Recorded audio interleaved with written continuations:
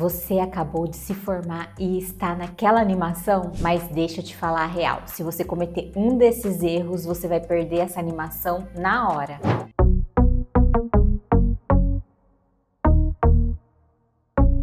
Bem-vindo, bem-vinda a Arques de Plantão. Como você vai? Eu sou Thalita Galhardo Nascimento, arquiteta e urbanista da Suede Arquitetura, há mais de 13 anos formada, e esse canal a gente criou para ajudar você, para segurar sua mão que acabou de se formar, para que você não cometa os mesmos erros que eu cometi nesses 13 anos de carreira. E hoje eu tô aqui para te contar os 3 erros que eu cometi no início da minha profissão que quase me fizeram desistir de ser arquiteta. Mas primeiro, não deixe de conferir a descrição desse vídeo, porque sempre tem informações complementares. Meu primeiro erro foi trabalhar de graça ou por permuta. No começo, todo mundo pede um favor, amigo, parente, uma dica, um projetinho daqui, um projetinho dali. Mal sabem eles que não tem projetinho nenhum, não é igual pastel que sai em 5 minutos, não é mesmo? Mas a gente se empolga e quer fazer para criar um portfólio. E eu caí nessa. Peguei um projeto na base da permuta com o meu cabeleireiro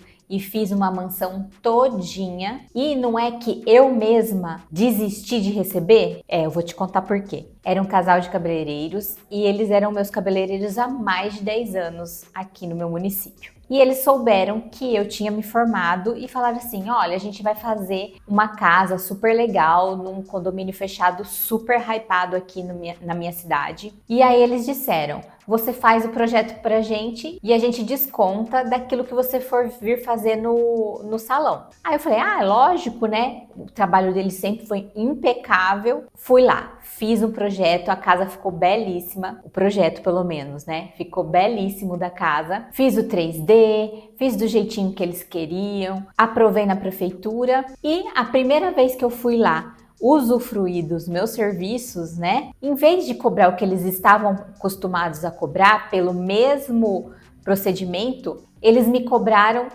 2 vezes mais. Aí eu fiquei super chateada. Essa sou eu, sabe? Eu tô no meu direito, mas para não arrumar briga, parei de ir lá, desisti de acompanhar a obra, já que eu não ia receber ou então que eu ia ser passada para trás. Então eu preferi parar do que me desgastar cada vez mais. E isso quase me fez desistir da profissão. Mas você pensa que acontece isso só no início? Não acontece não. Alguns anos atrás, eu me meti a doar os meus serviços em prol da comunidade. E também foi um perrengue, mas dessa vez eu já estava mais experiente e fiz contrato declarando que eu estava doando para a sociedade aquele meu serviço, porque ainda corri o risco de eu doar e ainda ter uma retirada na instituição falando que foi para pagar a arquiteta, e eu não queria isso de jeito nenhum. Mas tem como evitar, e agora eu vou te falar como você pode evitar cair nessa cilada. Thalita, mas tem mesmo como evitar? Bom, evitar não, mas amenizar a gente sempre consegue. E a primeira forma de evitar qualquer insatisfação ou então desconforto, coloque um preço, mesmo que seja simbólico. Vai falar para a pessoa, olha, eu estou te doando ou eu estou permutando o valor de X reais desta prestação de serviço. Isso já vai trazer uma clareza na hora de você fazer esse tipo de parceria. Mesmo porque tem que ser um ganha-ganha. Se você não vai ganhar em dinheiro, você vai ganhar em visibilidade para o seu negócio. No entanto, o segundo cuidado que você tem que tomar é de explicar o escopo. Mesmo que seja de graça, você vai ter estipulado qual é o valor, mesmo que você não vá cobrar, e você estipular um escopo daquilo que você vai prestar de serviço. Olha, eu vou fazer para você, não vou cobrar, você está me ajudando porque eu estou começando e eu vou te ajudar também com o meu conhecimento técnico nessas informações. Eu vou fazer o projeto arquitetônico, mas não vou aprovar na prefeitura.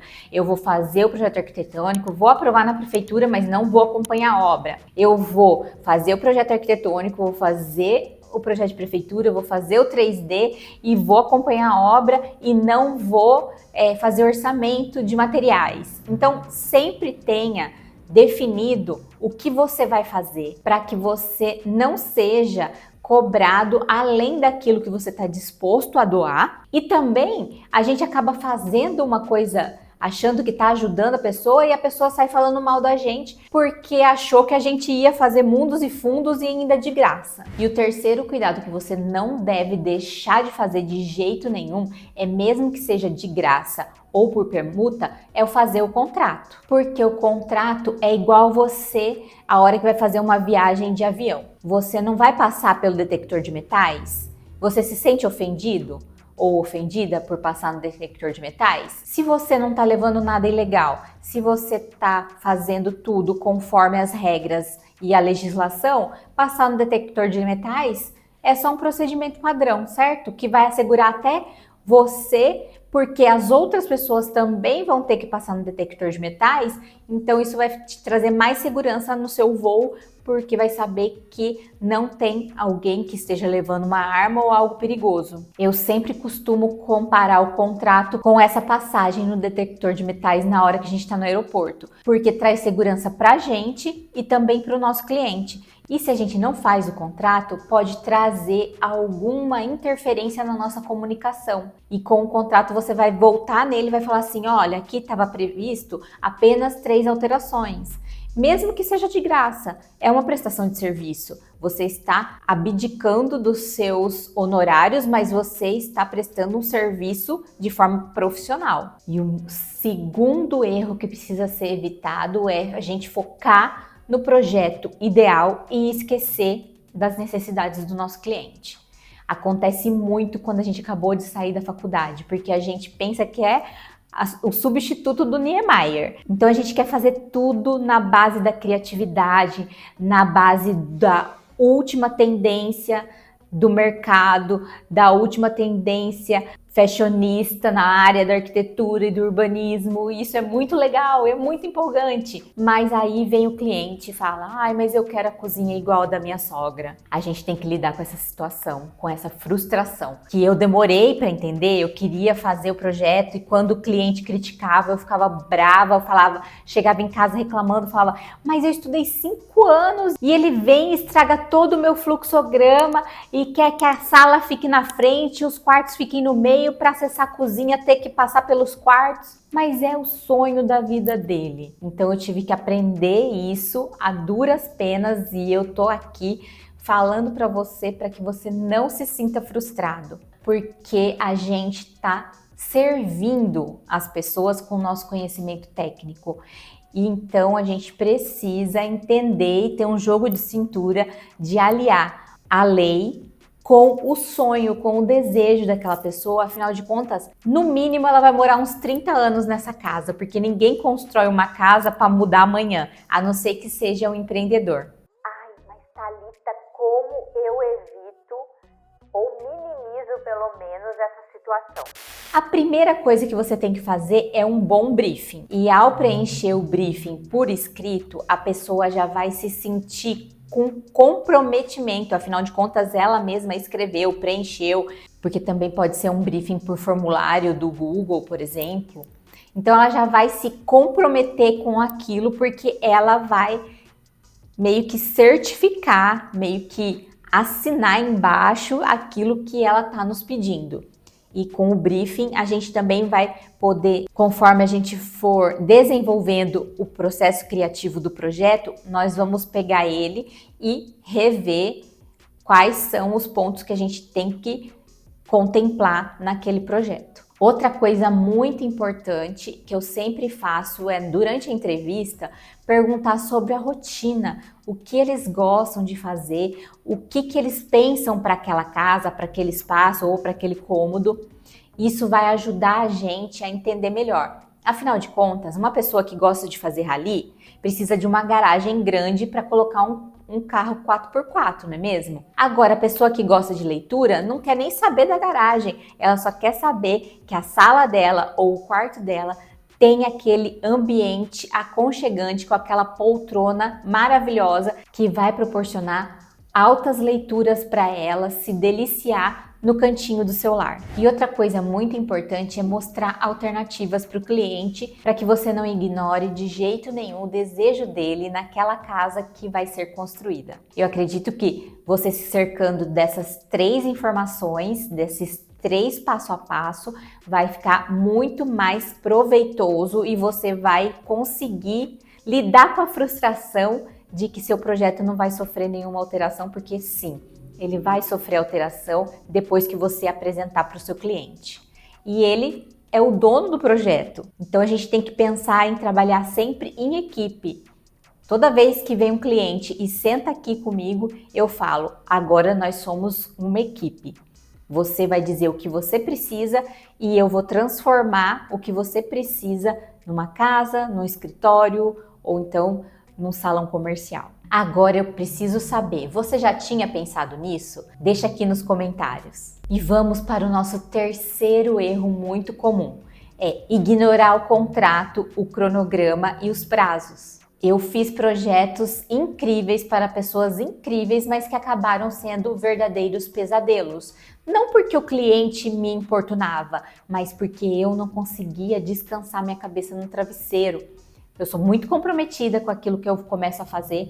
E aí, como não tinha um escopo definido em contrato, um prazo pré-estabelecido, como não tinha informações precisas, o que eu era obrigada a fazer como contratada e também as obrigações do próprio contratante. E o contrato também minimiza possíveis inadimplências, né? Se você parcelar o seu projeto arquitetônico, com o contrato vai passar uma segurança, uma confiabilidade e um senso de responsabilidade entre ambas as partes, diminuindo o risco da gente levar o calote. Então, a figura do contrato é um dos documentos primordiais para que a gente possa ser bem-sucedido na nossa profissão. Então, como evitar com esse pesadelo de estar esquecendo de alguma coisa, estar faltando alguma coisa?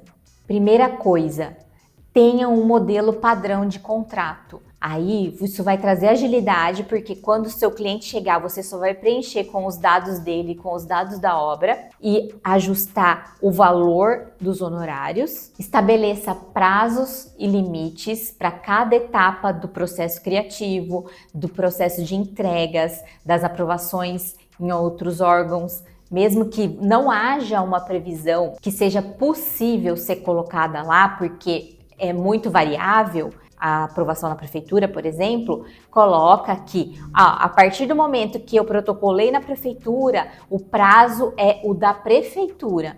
Enquanto isso, eu vou adiantar esse documento. E esses outros documentos serão em tais prazos. E lembre-se que é no contrato que vai estar descrito o que está incluso no seu serviço e o que não está incluso. E às vezes o que não está incluso é mais importante até do que o que está incluso, porque senão a pessoa vai acabar indo lá te pedir aquilo que não está previsto. E você até pode fazer aquilo que não está previsto em contrato, mas você vai fazer um aditivo falando assim, olha, isso não estava previsto no nosso contrato principal e vai custar mais X reais. E assim, mediante este aditivo, eu posso sim prestar esse serviço a mais para você. E aí, o que você achou desses 3 erros que você pode evitar agora no início da sua profissão, que eu gostaria muito que tivessem me dito lá no começo? Bom, se você é comprometido o suficiente para chegar nesse ponto desse vídeo, é porque você também tem interesse em ter alguns modelos como de contrato, briefing, para usar nos primeiros passos do seu escritório de arquitetura. Então, deixa aqui nos comentários, eu quero, que a gente vai disponibilizar para você o link de acesso para os modelos que eu desenvolvi nesses 13 anos de carreira. Vai ser uma honra ter você inscrito aqui no nosso canal para receber mais informações de qualidade que vão facilitar a sua vida no escritório de arquitetura, que te mostram como crescer de verdade no seu escritório e fazer dele muito bem sucedido. Não esquece, hein? Cola em mim que você faz sucesso e não deixa de ver um desses vídeos aqui que ele vai te ajudar ainda mais agora nesse começo de carreira. Tchau!